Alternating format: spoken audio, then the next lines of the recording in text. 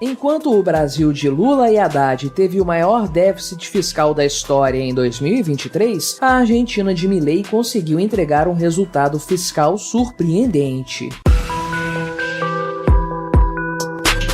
Este é o Visão Libertária, sua fonte de informações descentralizadas e distribuídas. Javier Milei, o presidente libertário, segue comendo o pão que o diabo amassou lá na Argentina, em se tratando da oposição política, é claro. Todo mundo já sabia que a coisa não seria fácil, incluindo aí o próprio Milei. O revés sofrido pela sua lei ônibus poucos dias atrás demonstra de forma evidente que o sistema não vai ceder fácil às medidas de liberdade econômica propostas pelo novo presidente. Mas a verdade é que Javier Milei pouco se importa com isso. O que ele quer de fato é reformar o país o mais rápido possível. Usando uma estratégia mais do que vencedora, o novo presidente está conseguindo resolver o problema fiscal do país para a invejinha de todos nós brasileiros. O governo Milei simplesmente parou de imprimir dinheiro como faziam seus antecessores, justamente para evitar o avanço da inflação, que é, na verdade, o aumento da base monetária. O governo também promoveu uma série de medidas visando o aumento da liberdade econômica, o que por sua vez melhora a economia e traz mais divisas para o governo. Por fim, Milei também cortou gastos estatais de forma profunda. Na verdade, os gastos de capital caíram mais de 50% em comparação com o mesmo período do ano anterior, isso sem considerar os efeitos da inflação. E agora, os resultados de todas essas medidas econômicas se tornaram visíveis. No mês de janeiro deste ano, a Argentina registrou seu primeiro superávit mensal em quase 12 anos. A última vez que isso aconteceu foi no longínquo agosto de 2012. Na comparação com o mês de janeiro de outros anos, não se tinha um resultado semelhante desde 2011. Só que essa notícia é ainda melhor do que parece num primeiro olhar. Afinal de contas, estamos falando de um superávit real e não apenas de um superávit primário. É sempre bom relembrar a diferença entre esses dois conceitos, especialmente porque no Brasil, a ideia de superávit primário serve para mascarar o buraco fiscal em que o país está metido há décadas. O termo superávit se refere a uma situação em que as receitas de um governo são menores do que suas despesas num determinado período de tempo. Podemos chamar isso de fechar as contas no azul, o que seria o exato oposto do déficit, que é um rombo fiscal. Isso por si só é bastante simples de entender, sendo até mesmo muito intuitivo. Porém, se tratando de contas estatais, a coisa não pode ser tão transparente assim. Acontece que geralmente se exclui da conta do superávit o pagamento dos juros da dívida pública. Para fundamentar essa maquiagem fiscal, criou-se o conceito de superávit primário, ou seja, quanto que o governo conseguiu ter de resultado positivo antes de pagar o serviço da dívida. Obviamente, nem sempre esse resultado primário é suficiente para custear os juros, o que significa que na prática o país observa um déficit nominal disfarçado de superávit. Veja que esse foi o caso, por exemplo, do resultado apresentado pelo governo Bolsonaro em 2022. Naquele ano, as contas públicas tiveram um superávit primário de quase 60 bilhões de reais, o que é bom, mas longe de ser o suficiente para pagar os juros da dívida daquele ano. Na prática, portanto, o resultado nominal foi negativo. Agora, pense no tamanho do buraco que foi o resultado de 2023, já na gestão do Lula, um déficit primário superior a 200 bilhões de reais. Na prática, a dívida pública brasileira cresceu muito mais do que isso em 2023, justamente por causa dos juros. No total, trata-se de um aumento de quase 600 bilhões de reais no montante da dívida. Pois bem, o governo Milei apresentou um superávit primário em janeiro deste ano de 2 trilhões de pesos, o equivalente a 2,4 bilhões de dólares. Sim, isso é uma montanha de dinheiro, principalmente se formos levar em conta que a Argentina é um país com sérios problemas econômicos estruturais. A verdade, contudo, é que esse valor é, acredite ou não, superior ao necessário para pagar o serviço da dívida pública daquele mês. Portanto, o governo Milei conseguiu apresentar um superávit nominal, também chamado de financeiro, de 518 bilhões de pesos, ou cerca de 600 milhões de dólares, a depender do câmbio. Em resumo, o governo pagou tudo o que tinha que pagar, sem floreios nem maquiagem, e ainda sobrou uma bela de uma grana. É competência que se chama? Veja Veja como, sob todos os aspectos, esse é um resultado fenomenal, conseguido em menos de 2 meses de governo, por parte de Javier Milei e de sua equipe econômica. Isso, na prática, representa o seu cartão de visitas, tanto para o povo argentino, quanto para a opinião pública no exterior. Milei mostrou ao que veio e, principalmente, o quanto as suas medidas de liberdade econômica são acertadas. Perceba ainda que este é o primeiro mês inteiramente governado pelo presidente libertário, uma vez que ele recebeu a faixa presidencial apenas no dia 10 do mês anterior. É isso que chamo de começar com o pé direito. Porém, enquanto a Argentina de Milei apresenta resultados econômicos surpreendentes, os patetas do governo Lula aqui no Brasil ainda batem cabeça sobre o tamanho do déficit primário que teremos em 2024. Embora a meta oficial seja de um resultado equilibrado, todo mundo sabe que vai ter algum grau de rombo fiscal este ano, com as opiniões variando apenas no tamanho desse rombo. Enquanto Fernando Haddad ainda bate o pezinho, dizendo que vai conseguir atingir essa meta, seu chefe, o próprio Lula, já jogou a toalha faz tempo. Em suas próprias palavras, se der para fazer superávit zero, ótimo, se não der, ótimo também. Compare isso com a política de Javier Milei de que o déficit zero não se negocia e você vai perceber o tamanho do buraco em que o Brasil se meteu.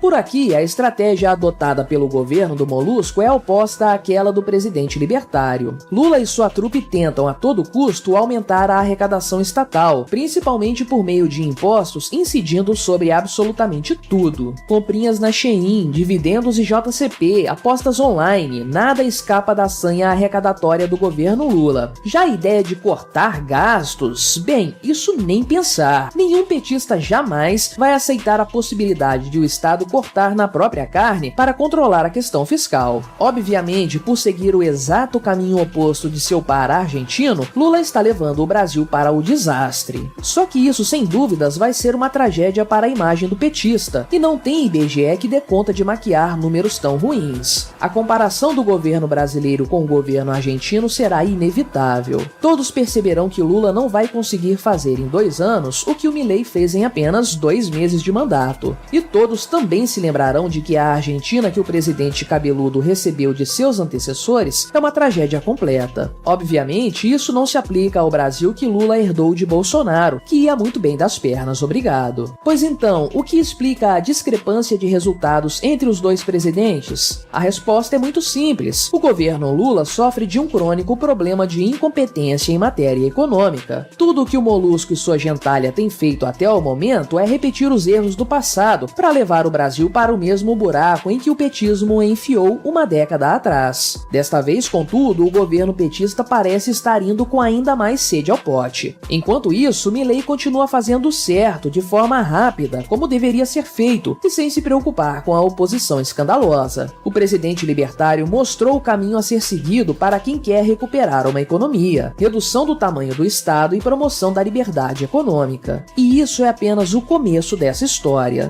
O seu objetivo maior, que é dolarizar a economia, ainda não foi alcançado, mas isso é apenas uma questão de tempo. Quando isso acontecer e o dinheiro dos hermanos for tirado das mãos dos políticos argentinos, então a hiperinflação será coisa do passado. É claro que nós, libertários, sabemos que a solução real nunca está no Estado, e o próprio Javier Milei sabe disso muito bem. Contudo, ele está fazendo o certo justamente por dar ao Estado sua única utilidade, que é diminuir seu próprio tamanho e reduzir as restrições à liberdade econômica. É por conta dessas medidas, reduzindo a intromissão do Estado na sociedade, que os primeiros resultados positivos começam a aparecer, e eles vão continuar aparecendo sem dúvidas. De fato, Milei tem consciência daquela verdade que todos nós libertários sabemos muito bem. O governo não é capaz de enriquecer o povo. Apenas o próprio povo é capaz de enriquecer a si próprio, se for deixado livre para agir. Obrigado por sua audiência. Este artigo foi revisado por Donda, escrito, narrado e produzido por mim, Quintessência. Escreva artigos você também, acesse visãolibertaria.com. Se você gostou deste vídeo, deixe o seu like e compartilhe com seus amigos para difundir as ideias da liberdade. Se quiser ser notificado de outros vídeos, clique em se inscrever e depois no ícone da campainha. Até a próxima!